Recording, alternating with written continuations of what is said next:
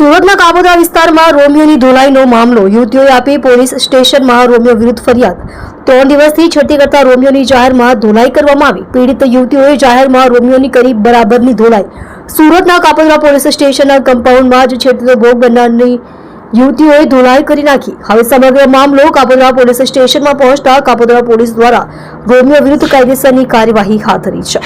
તમે જોઈ રહ્યા છો આઈસોનો ન્યૂઝ ચેનલ ડાયરેક્ટર અરુણ શર્માની સાથે। મારું નામ શાહ દીપ્તિ નિર્મલભાઈ છે।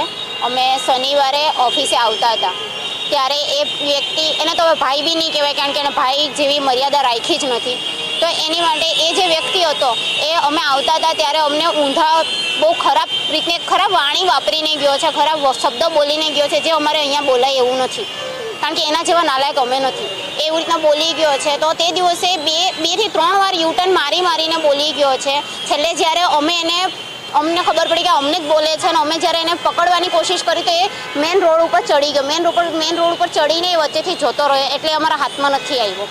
તો અમે તે દિવસે મેં એનો ફેસ બરાબર યાદ રાખેલો હતો કે જે દિવસે મને ભટકાય, જે દિવસે હું એને જોઉં તે દિવસે હું એને પકડીશ। તો આજે જ સવારે અમે ઓફિસ આવતા હતા, 9:15ની વાત છે, સવારમાં ઓફિસ આવતા હતા ત્યારે એ વ્યક્તિ મેં એને જોયા તો મેં મારી ફ્રેન્ડને કીધું કે આ એ જ વ્યક્તિ છે ને, તો અમે એને જઈને શાંતિથી પહેલાં પૂછેલું કે ભાઈ તમે તે દિવસે હું અમને બોલીને ગયેલા, તો એ અમારી પર ચડી બેઠો કે હું નહોતો ને આમ ને તેમ દુનિયાભરનું ને પબ્લિક ભેગી થઈ ગઈ।